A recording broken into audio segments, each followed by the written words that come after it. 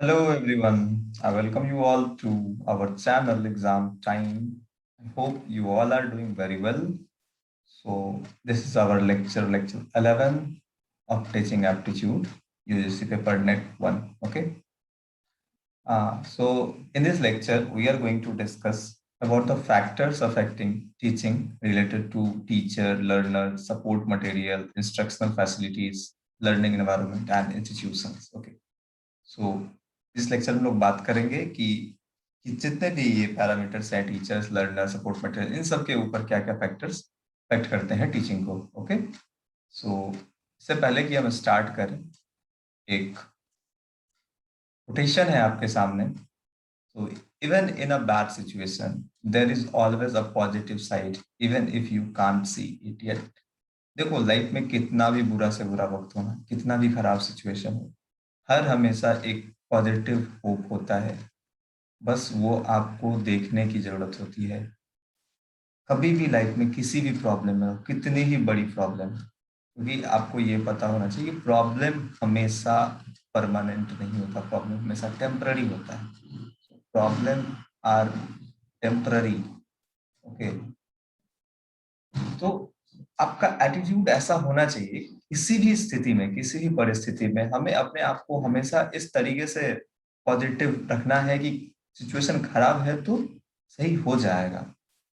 हर एक समस्या का समाधान होता है। आपको बस उस अप्रोच से उस प्रॉब्लम को समझना है, उस प्रॉब्लम को सॉल्व करने के लिए जो जो पैरामीटर्स हो सकते हैं, जो जो सॉल्यूशंस हो सकते हैं, आपको अपने दिमाग को खोल के उसको सॉल्व करना है। ठीक है, और आप देखेंगे कि आप खुद ही अपने लाइफ में अगर इस चीज को रिकॉल करें तो जितना भी प्रॉब्लम आपने देखा होगा वो प्रॉब्लम कुछ दिन के लिए आता है, थोड़ा दिन रहता है, आपको परेशान करता है और फिर वो प्रॉब्लम चले जाता है। लेकिन उसी बीच में जो हम अपना मेंटल स्टेट जो होता है ना, उसको एंगर में, अलग अलग तरह की चीजों में चिड़चिड़ापन आ जाता है हमारे अंदर, बहुत तरह का जो निगेटिव बिहेवियर्स हमारे अंदर आने लगता है। तो ये सब कहीं ना कहीं आपके एक बैड एटीट्यूड को डेवलप करता है और आपका एक जो पर्सनैलिटी है वो भी कहीं ना कहीं निगेटिव बनाता है।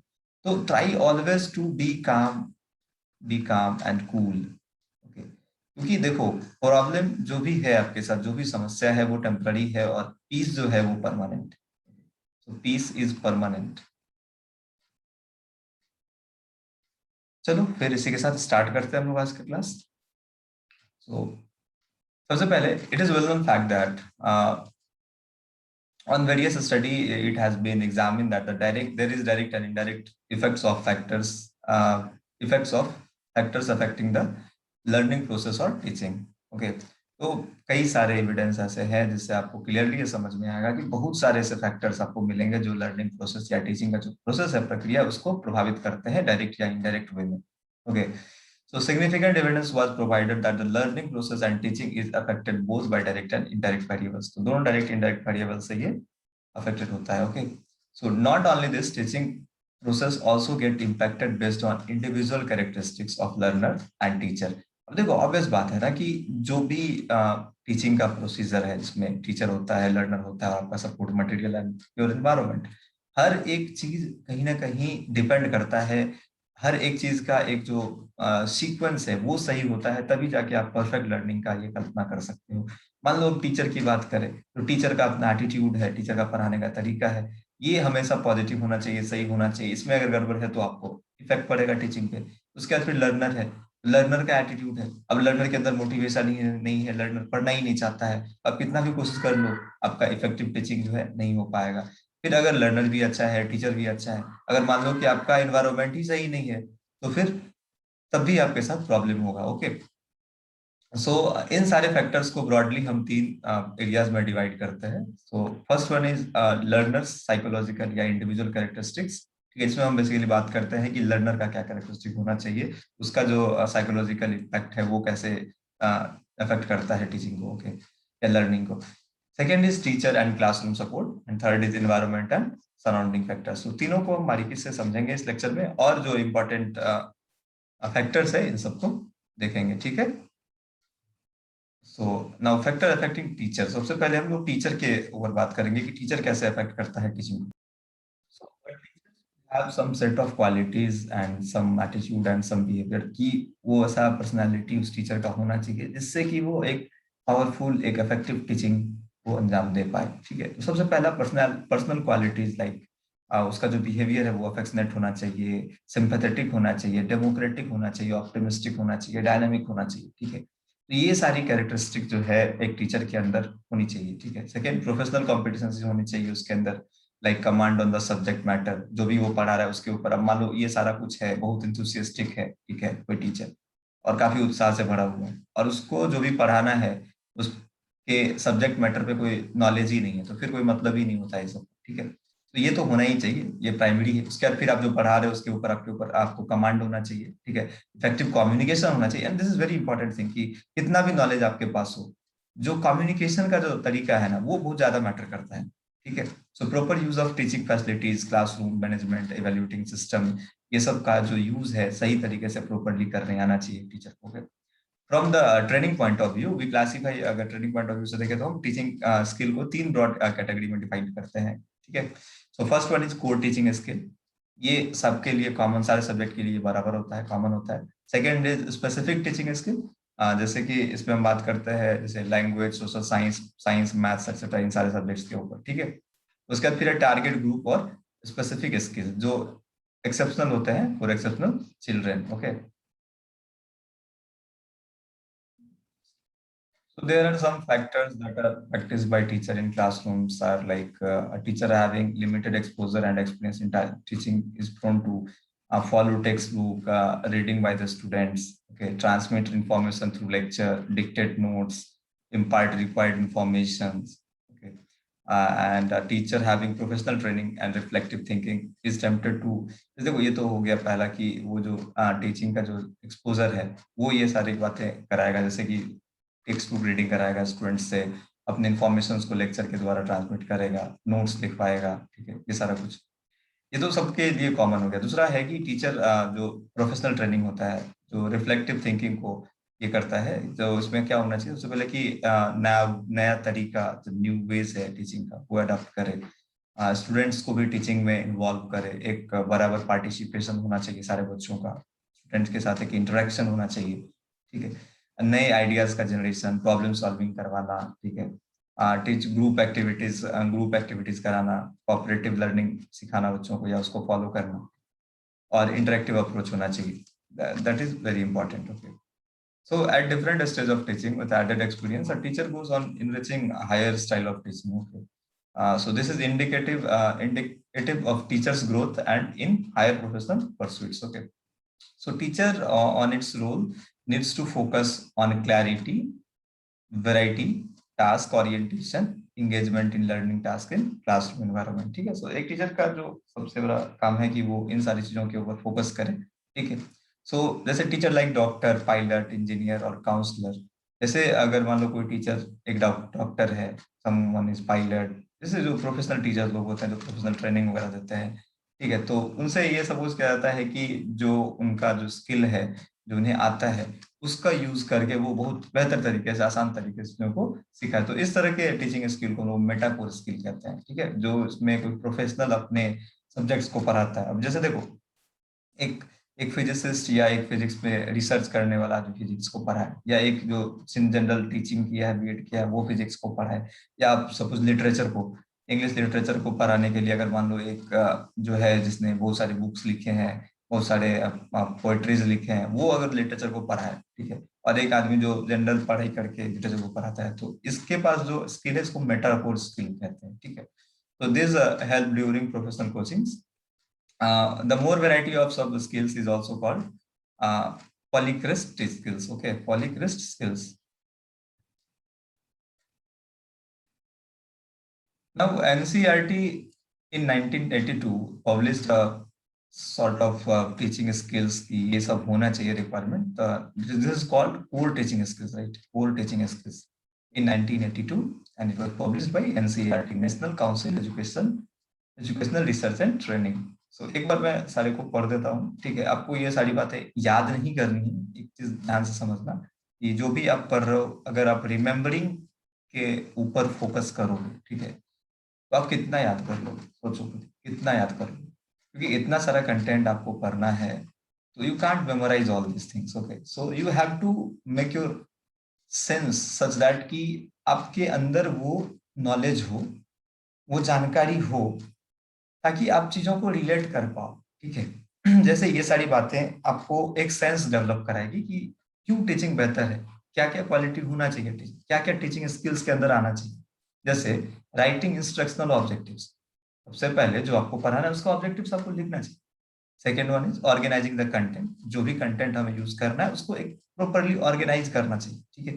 Third is creating set of introduction, introducing the lesson, तो जो भी लेसन आप स्टार्ट कर रहे हो उसको जो इंट्रोड्यूस करना है उसका एक सेट बनाना होगा, फिर उसके बाद लेसन को इंट्रोड्यूस करो, स्ट्रक्चर करो क्लासरूम को, क्वेश्चंस के डिस्ट्रीब्यूशन का, फिर उसके बाद क्वेश्चन डिलीवरी होना चाहिए, इसका रिस्पॉन्स मैनेजमेंट होना चाहिए।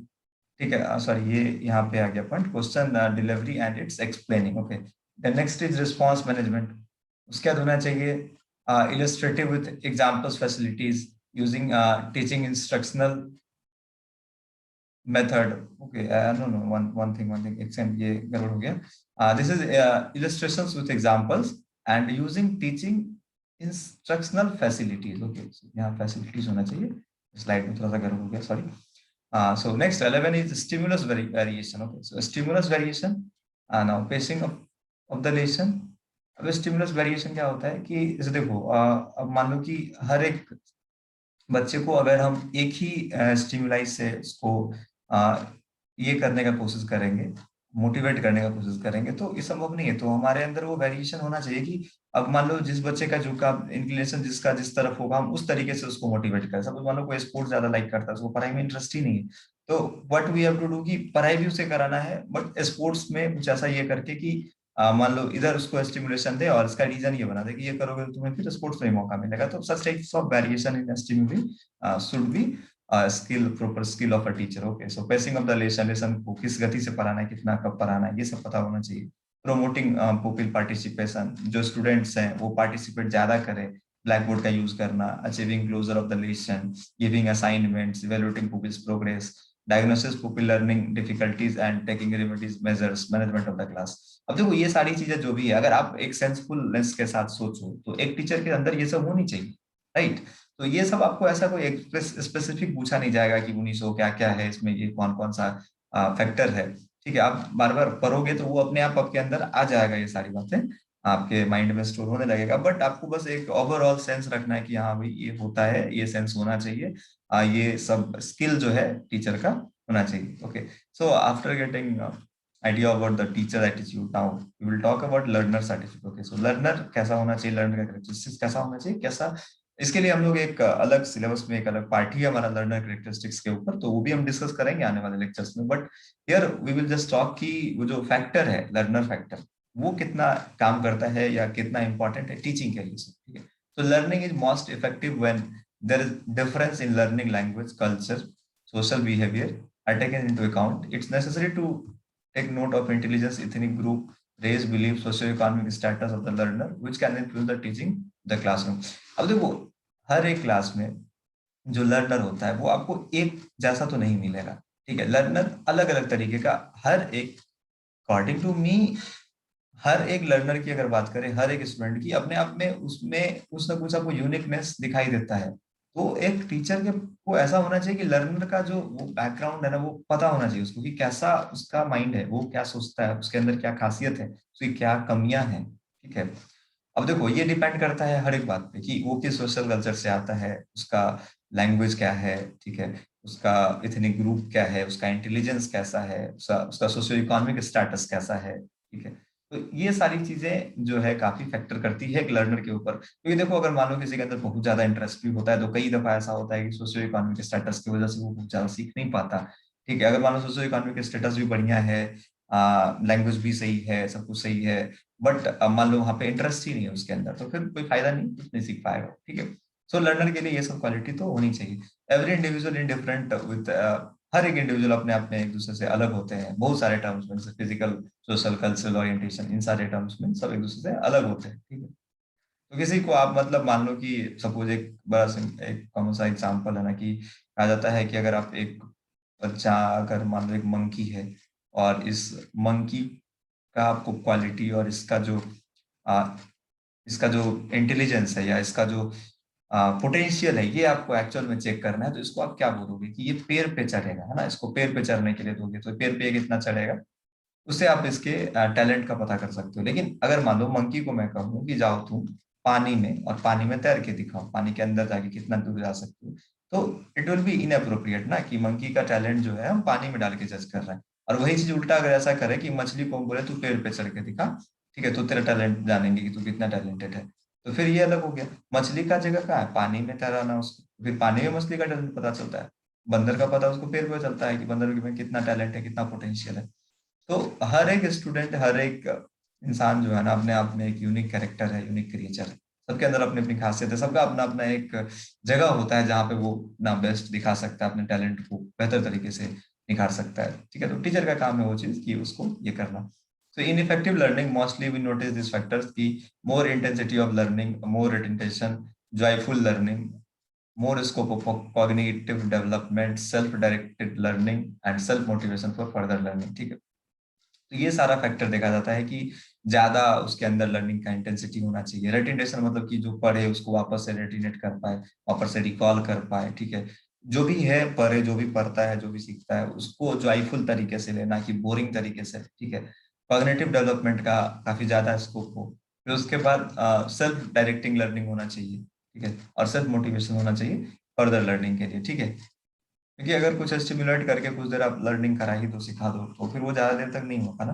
तो इसके लिए क्या है कि वो स्टिमुलेशन जो है आपके अंदर से आना चाहिए, that is self motivation. Okay, so keeping the above in consideration the following factors become automatically important. जैसे कि सबसे पहले कि बैकग्राउंड क्या है लर्नर का।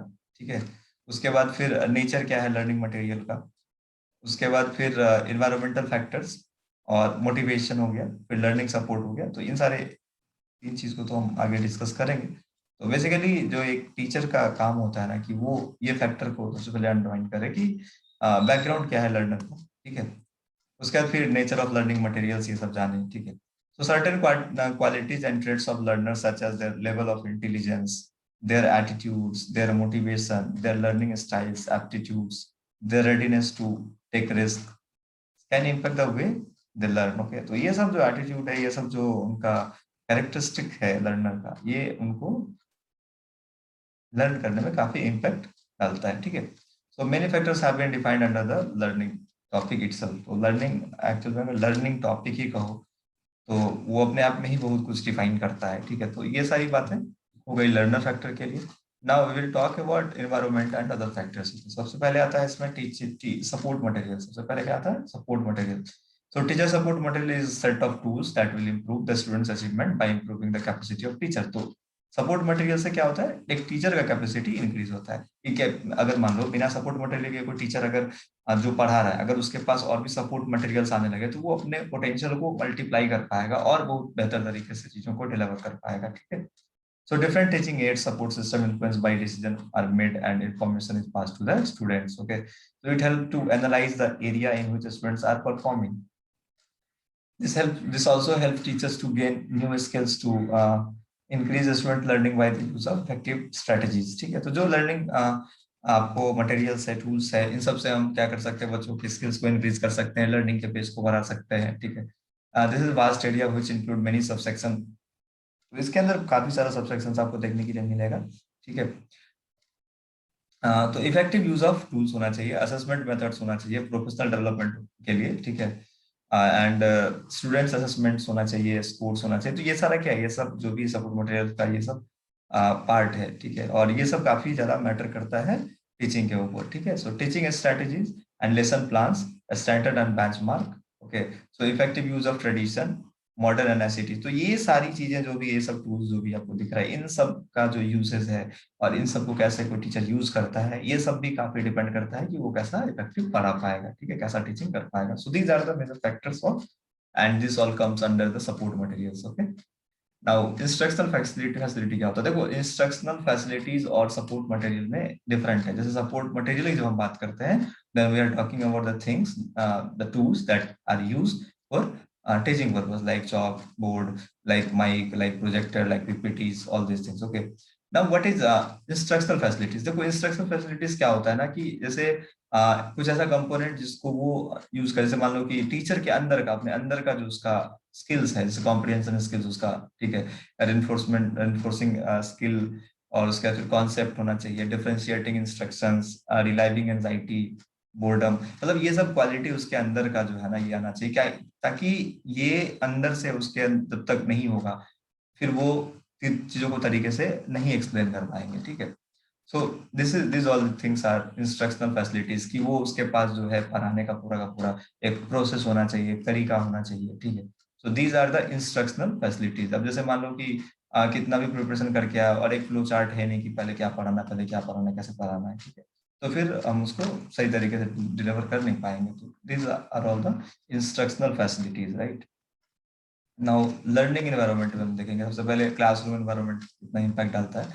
सो classroom environments also plays very important role in learning process and it effect teacher and learner both. Obviously classroom environment काफी ज्यादा मैटर करता है। एक क्लासरूम सपोज करो कि उसमें बस बेंच डेस्क है, बच्चे हैं और कुछ नहीं है, ठीक है, तो उसमें क्या है ना कि मे बी बच्चे का जो इंटरेक्शन है स्टूडेंट्स के बीच में ज्यादा होगा, तो बातचीत ज्यादा होगा, टीचर के ऊपर अटेंशन उतना तरीके से ना हो पाए, या बहुत कुछ अगर मान लो टीचर क्लास में नहीं है तो बच्चे में क्वेरल ज्यादा होने लगेंगे। और एक तरह का क्लासरूम हो सकता है उसमें इंटरेक्टिव बोर्ड्स लगा हो, चार्ट्स लगा हो, ताकि अगर मान लो लेजर पीरियड भी है तो उसमें बच्चे इधर उधर देख के बहुत कुछ सीख सकते हैं, ठीक है। तो क्लासरूम का जो पूरा एनवायरनमेंट है ना, वो सभी काफी डिपेंड करता है। मान लो जैसे कि सपोज समर का टाइम है, काफी गर्मी का टाइम है, और वो क्लासरूम है जिसमें इलेक्ट्रिसिटी नहीं है, फैन ही नहीं है, ठीक है, तो फिर बहुत ज्यादा मुश्किल हो जाएगा उसमें गर्मी में पढ़ना बच्चों के लिए, ठीक है। तो ये सब भी काफी मैटर करता है, ठीक है। So while this is to be maintain by both teacher and student. एक तो हो गया इंटरनल, ये तो मैंने एक्सटर्नल एनवायरनमेंट की बात की। एक इंटरनल एनवायरनमेंट, ठीक है, कि अब मान लो बच्चे कैसे चीजों को ले रहे हैं, कैसे पढ़ रहे हैं, कैसे रिस्पॉन्ड कर रहे हैं टीचर्स को, या टीचर अपने क्लासरूम में कैसे रिस्पॉन्ड कर रहा है, ठीक है। तो ये सारा फैक्टर जो है वो डिपेंड करता है कैसे टीचिंग हो पाएगा। For active participation in education concentration of students is required. तो कॉन्सेंट्रेशन स्टूडेंट का बना के रखना ये भी टीचर का काम है, ठीक है। तो ये सब आ जाता है आपका लर्निंग एनवायरनमेंट में। तो teacher need to focus on behaviour of students along with the other factors to improve the classroom environment so that the students listen teachers voice while interacting the students। तो ये teacher का जो मतलब focus है वो होना चाहिए students के ऊपर और सब बाकी फैक्टर्स के ऊपर, कि वो क्लासरूम एनवायरनमेंट्स को ऐसा बना के रखे कि जो टीचर पढ़ा रहा है, जो भी बता रहा है, वो स्टूडेंट्स जो भी है उसके साथ इंटरेक्ट कर सके और सारी चीजों को समझ सके अच्छे से, ठीक है। So now next is socio economic factor, ठीक है। तो बेसिकली ये देखो economic background of teacher and students are also important learning का, कि अगर मान लो एक अच्छा लर्नर है और इकोनॉमिक प्रॉब्लम है तो वो अच्छे टीचर के पास नहीं पहुंच पाएगा, ठीक है। तो ये सारा फैक्टर मैटर करता है, ठीक है। So it has direct and indirect effect of thinking level of students and teacher both, ठीक है। Various study of teaching has pointed poor and rich students classify economically and these factors influence their learning speed। Okay, तो ये learning speed बिल्कुल depend करता है, क्योंकि आप देखोगे कि अगर रिसोर्स नहीं, क्योंकि रिसोर्स रिसोर्स जो है अभी के टाइम में डिपेंड करता है कि आपका इकोनॉमिकल कंडीशन कैसा है। और रिसोर्स जिसके पास ज्यादा होता है और आपके पास इंटरेस्ट भी है तो आप जल्दी चीजों को सीख पाओगे, जल्दी उस लेवल का एजुकेशन आप हासिल कर पाओगे, ठीक है। तो ये सब मैटर करता है थोड़ा सा, ठीक है। On the other side if teacher is less paid, अगर मान लो कोई टीचर सैलरी में, अगर मान लो कोई प्राइवेट स्कूल है, ओके, और उसमें टीचर को 4,000 रुपया दिया जा रहा है सबको साइंस पढ़ाने के लिए, तो आप सोच सकते हो कि 8 9 क्लास के बच्चे को इतने पैसे में क्या पढ़ाएगा। फिर यही चीज इस जगह पे मान लो कि उसका जो सैलरी है सपोज 40,000 हो, या कोई भी अच्छा से अच्छा स्कूल आप देखोगे तो उसमें जो टीचर का जो पे स्केल होता है वो काफी अच्छे लेवल का होता है, ताकि टीचर को भी तो ये फील होना चाहिए ना कि yes I am doing some novel work then novel चीज, तो उसमें मुझे उस तरह का जो है हमको कंपनसेशन भी मिलना चाहिए। आपको पता है कि पता होगा या नहीं होगा, मैं भी मैं बताता हूँ आपको, कि मध्य प्रदेश में एमपी में टीचर को एक अलग तरह का पदवी दिया गया है जिसे राष्ट्र निर्माता कहा गया है, ओके। सो टीचर के लिए अलग तरह का डेजिग्नेशन दिया गया है, दे आर नेशन बिल्डर। सो अब मान लो कि टीचर का इतना ज्यादा इंपॉर्टेंस है and they are not getting paid properly, तो कैसा उनका मोटिवेशन होगा and how they will pay, they will focus on their teaching, okay. और मान लो अगर कोई टीचर को कम पे किया जा रहा है तो कहीं ना कहीं या तो ये हो सकता है कि वो डिप्राइव्ड है, या दूसरी बात कि उसके अंदर शायद वो क्वालिटी ही नहीं है, ठीक है। तो ये सारा फैक्टर काफी डिपेंड करता है, ठीक है। सो एक्सपेक्टेशंस, ये जो है साइकोलॉजिकल टर्म, ये भी काफी ज्यादा इंपॉर्टेंट होता है। जैसे देखो माँ बाप का क्या होता है ना, बच्चों से हमेशा एक बड़ा सा एक्सपेक्टेशन जुड़ा हुआ रहता है कि मेरा बच्चा अब मान लो लड़का है तो सपोज मान लो एक एक्सपेक्टेशन मन में आ गया कि बच्चा मेरा इंजीनियर बनेगा, ठीक है। अब मान लो बच्चे के अंदर है कुछ और करने का, सपोज फुटबॉलर बनने का, बेटी हो गई, अब नहीं मेरी बेटी डॉक्टर बनेगी, ठीक है, सी शुड बी अ डॉक्टर। अब ये हमारा एक्सपेक्टेशन, माँ बाप का एक्सपेक्टेशन था, पेरेंट्स का एक्सपेक्टेशन था, लेकिन बच्चे का जो क्वालिटी है वो कहीं और इंक्लाइन कर रहा है। सपोज मान लो उसको लिटरेचर पढ़ने का मन कर रहा है, so how how they will corp with this things, ठीक है। बच्चा का इधर, लेकिन फिर भी जबरदस्ती उसको कुछ लेवल तक पढ़ना पड़ेगा माँ बाप के अकॉर्डिंग, तो ये काफी ज्यादा हैम्पर करता है लर्निंग प्रोसेस को, ठीक है। So every parents have some sort of expectation with their words in terms of what where they want to see their children, okay, this is a psychological impact, क्योंकि इस पे एक pressure भी create होता है बच्चों के ऊपर। मान लो कि अब आपके ऊपर इतना सारा प्रेशर कि आपको ये एग्जाम इंट्रेंस निकालना है, ठीक है, और आप पढ़ रहे हो उसके लिए, मेहनत कर रहे हो, मान लो कभी नहीं पढ़ पाया तो फिर आपके ऊपर और प्रेशर बढ़ता जाएगा, ठीक है। तो ये कहीं ना कहीं बहुत बड़ा फैक्टर होता है बच्चे के लर्निंग के प्रोसेस में, ठीक है। It often seen that if students is not able to perform mentally, it create depression. अब मान लो इतना सारा प्रेशर होगा तो वो फोकस सही से नहीं कर पाएगा, क्योंकि लर्निंग लर्निंग सबसे बेहतर तभी होता है जब आप लर्निंग सबसे बेहतर तभी होता है जब आप फ्री माइंड से हो, फ्री माइंड के हो, ठीक है। जब आप फ्री माइंड के हो, आपका माइंड एकदम ओपन है, ठीक है, आपके अंदर कोई डर नहीं है, नो फियर, ठीक है। जब तक आपका माइंड फुल्ली काम नहीं है, कोई डर ना हो, ठीक है। प्रेशर देखो, एक अलग तरह का पॉजिटिव प्रेशर एक डिफरेंट होता है, जिसमें आपको पढ़ाई के लिए प्रेशर होता है कि हाँ मुझे ये कंप्लीट करना है, टास्क कंप्लीट करने का प्रेशर। लेकिन ये जो एक्सपेक्टेशन वाला प्रेशर होता है ना, ये बहुत गंदा होता है। ये आपको आप इतना ज्यादा फियर ला देता है, और जब आप फियरफुल माइंड में रहोगे तो फिर you will not concentrate, okay. ये कहीं ना कहीं निगेटिव रिजल्ट क्रिएट करता है, राइट। तो these are the basic information, important terms and factors for the learning, okay। So now it is this is institution, तो institution factor कैसे depend करता है इसको देखते हैं। So institution are abiding by administrative policy of the institution, effective the learning process, ठीक है। इसमें देखो अब क्या होता है, हर एक इंस्टीट्यूट का अपना एक कल्चर होता है कि हाँ हमारे यहाँ टीचर को ऐसे पढ़ाना है, ऐसे करना है, ऐसे करना, अपना एक बाई लॉज बनाते हैं, पॉलिसीज बनाते हैं, ठीक है, और टीचर्स को अलाउ करते हैं कि उसी तरीके से उसको फॉलो करना है। लेकिन अब इसमें क्या होता है कि बहुत सारे टीचर्स का अपना एक अलग तरह का पेडागोजी है। अब वो अलग तरीके से पढ़ना चाहते हैं, उनको जो मिला है इंस्टीट्यूशन का सेट ऑफ रूल्स, वो उनके उस पैडागोगी को सपोर्ट नहीं कर रहा है। तो ये कहीं ना कहीं एक डिससेटिस्फेक्शन जो है टीचर के अंदर क्रिएट करता है, और वो उसका जो भुगतान है वो से भुगतना पड़ता है एक लर्नर को, से लर्निंग स्लो डाउन हो जाता है काफी, ठीक है।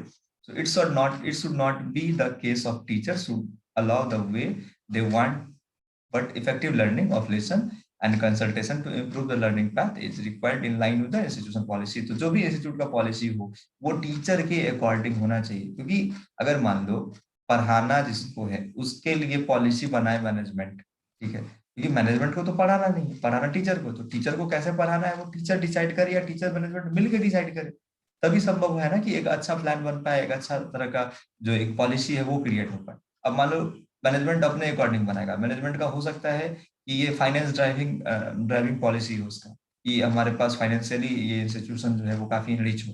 लेकिन टीचर का पॉलिसी ऐसा होगा कि लर्निंग इनरिचमेंट होना चाहिए, ठीक है। तो यहाँ पे कई बार ओवरलैप होता है, तो इसमें बेहतर ये होता है कि दोनों मिलके पॉलिसी को सेटअप करें, और ऐसा पॉलिसी सेटअप हो कि लर्निंग की तरफ इंक्लाइन, ठीक है। Now finally it is micro teaching. So what is micro teaching? Micro teaching एक रिसर्च का प्रोडक्ट है जो आपको स्टैनफोर्ड यूनिवर्सिटी में किया गया था, ठीक है। So it was first adopted in 1961 by David W Allen, okay, और उसके कोवर्कर के द्वारा। It implies micro element that systematically attempt to simplify the complexities of teaching process. तो किसी भी चीज को पढ़ाने का जो कॉम्प्लेक्स प्रक्रिया है, कॉम्प्लेक्स प्रोसेस है, उसको सिंप्लीफाई करना, ठीक है। So teaching is obviously a complex process, so it cannot be mastered in a rigid and general setting, okay।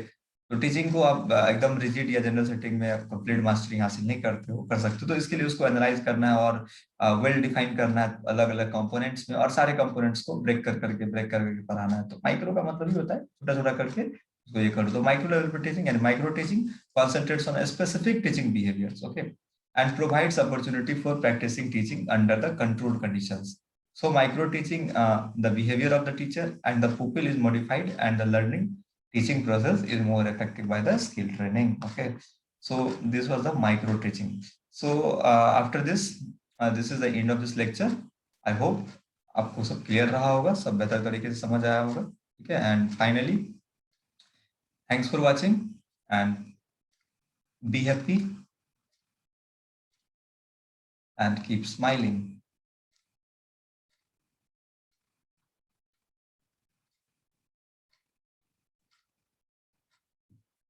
God bless you.